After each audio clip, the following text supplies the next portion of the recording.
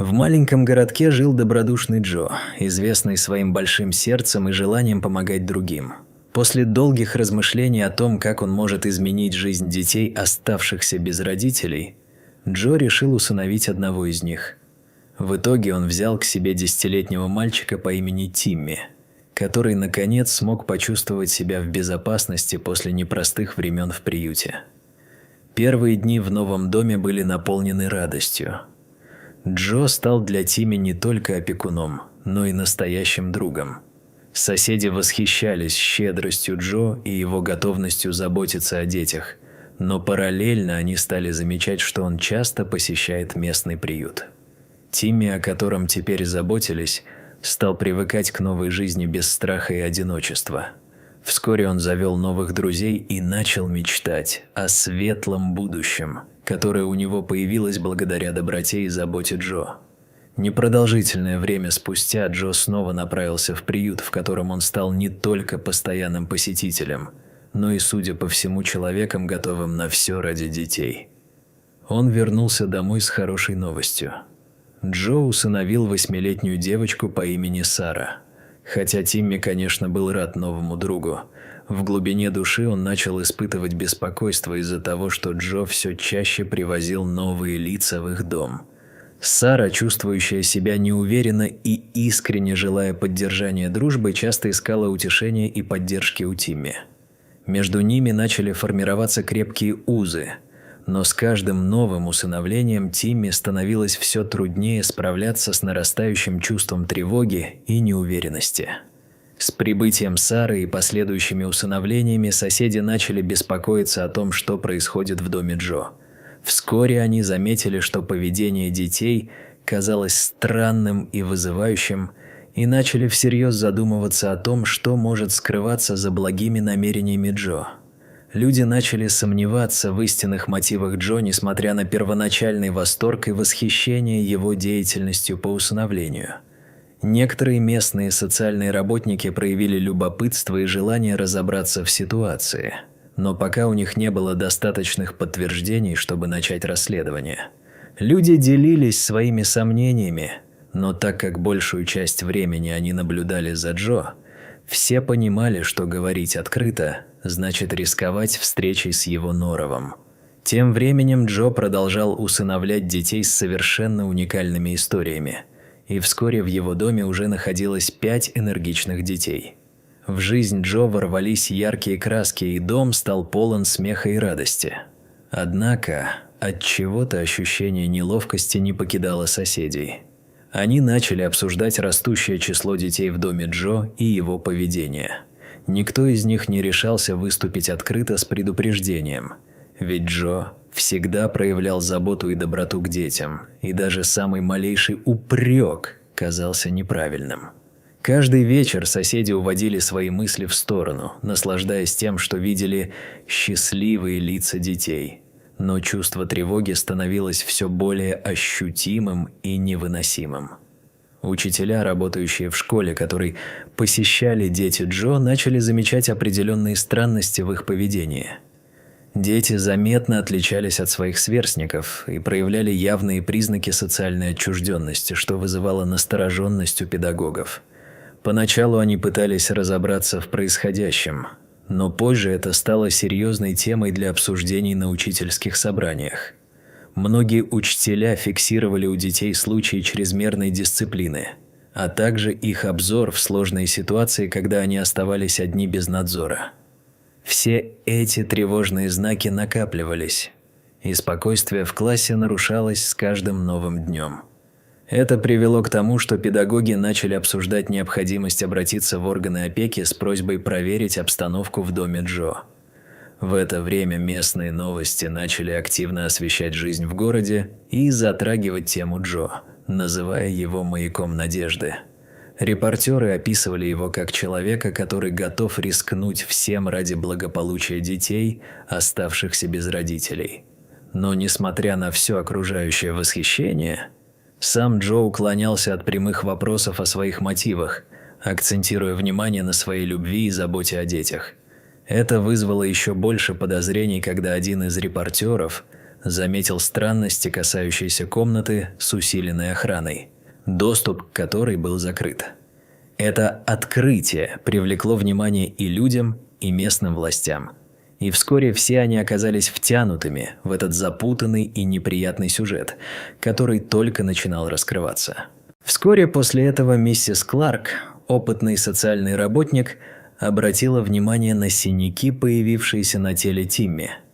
Она решила, что этот случай не может оставаться без внимания, и сразу же сообщила о своих опасениях в службу по уходу за детьми. Несмотря на то, что социальный работник посетил дом Джо, у него не оказалось явных улик, которые подтверждали бы жестокое обращение с детьми. Однако ситуация все же продолжала будоражить умы местных жителей, и быстро распространились сомнения относительно того, действительно ли Джо заботится о детей или у него есть свои темные намерения.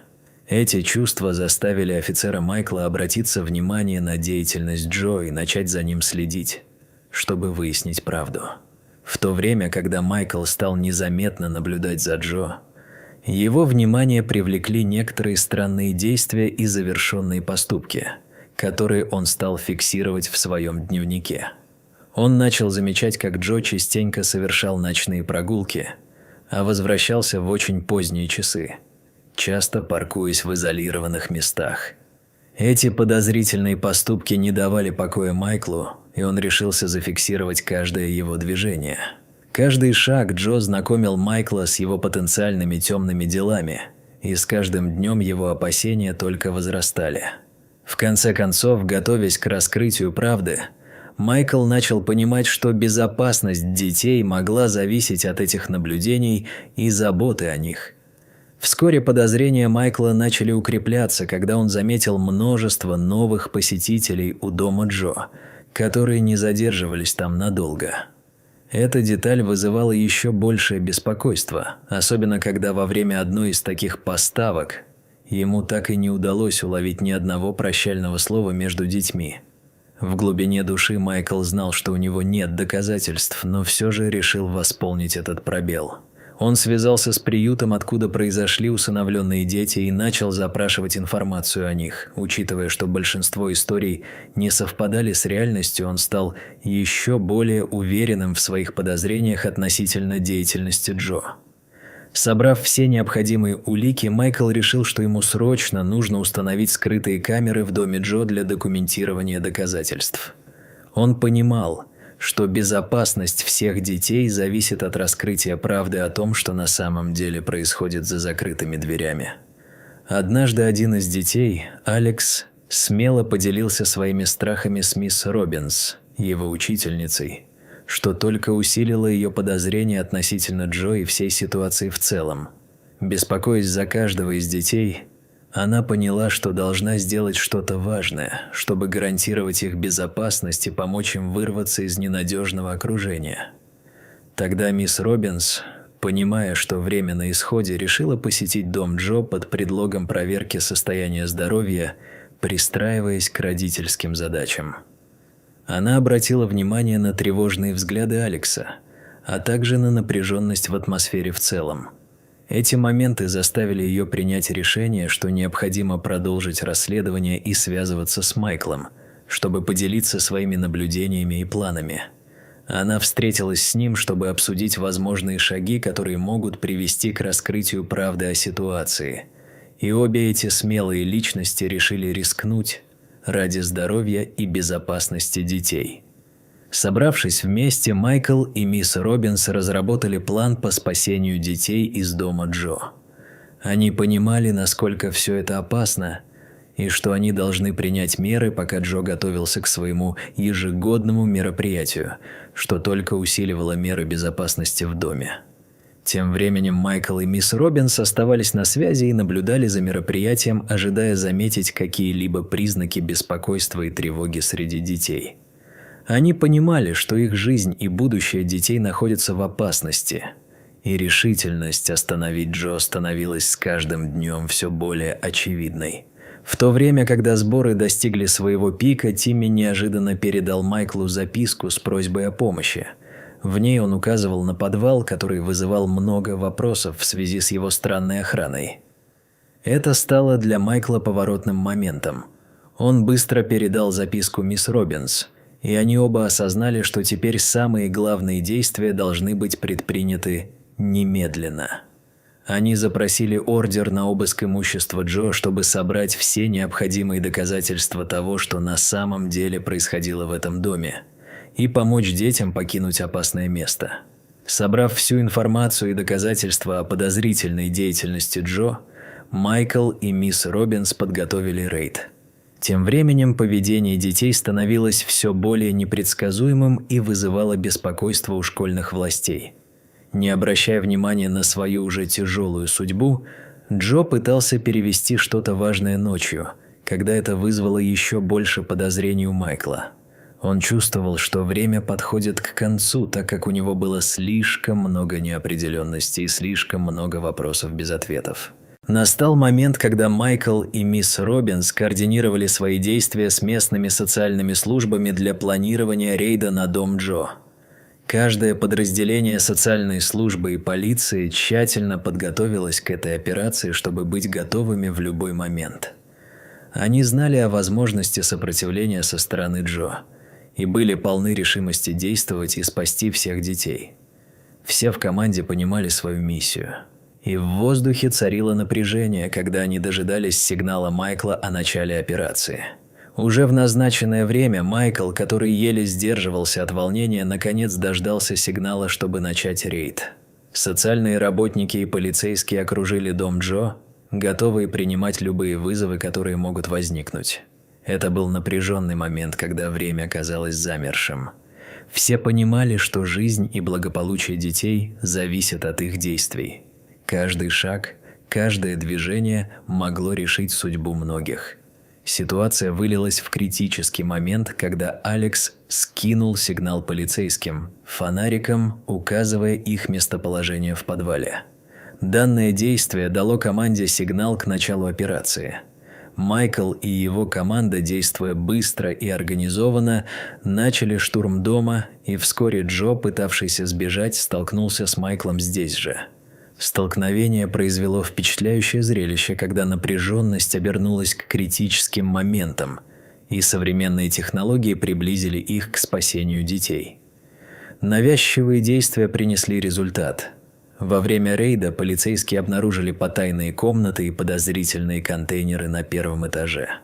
В этих помещениях были найдены документы и планы, ясно указывающие на эксплуатацию детей Джо. Этот момент стал поворотным и критическим. Майкл понял всю серьезность ситуации и приказал документировать все найденные улики для дальнейшего разбирательства и официального протоколирования. Крики Алекса о строгом подчинении и запугивании заставили команду понять, что тут не все так просто.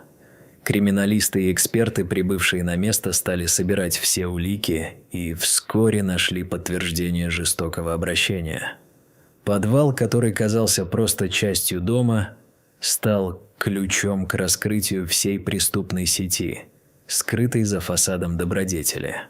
Это открытие привело к непосредственному применению закона.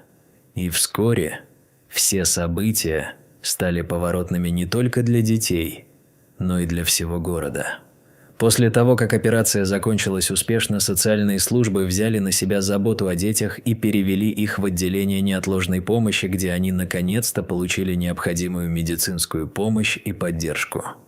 Сообщество объединилось, чтобы помочь детям в их трудные времена, в то время как окружающие с удивлением следили за тем, как их мир перевернулся вверх дном.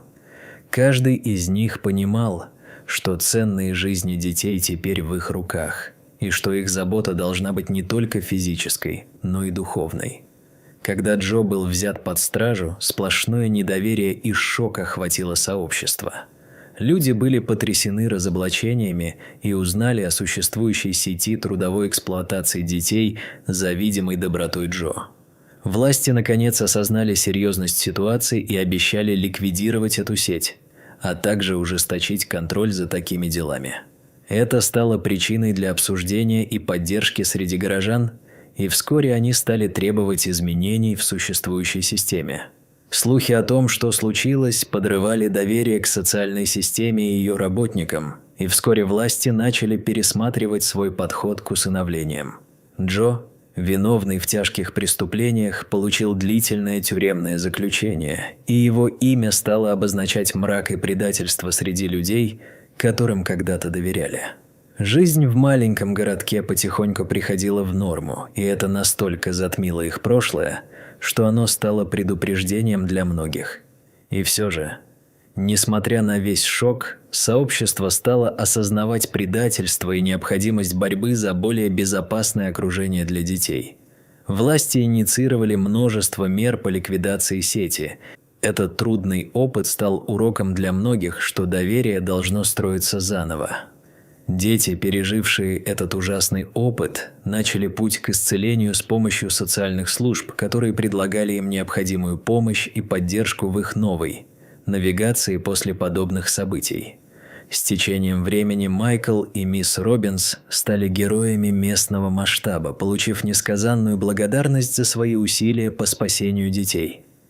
Сообщество отметило важность бдительности, и уроки начали становиться более фиксированными, когда люди начали осознавать право каждого на безопасность и любовь. Верьте в силу общества, доверие и взаимопомощь начали восстанавливаться, потому что никто не хотел повторения этой трагедии в будущем. Дорогие зрители, если вам понравилось данное видео, поставьте лайк и подпишитесь на канал, а также оставьте комментарий о том, что вы думаете об этой истории. До свидания.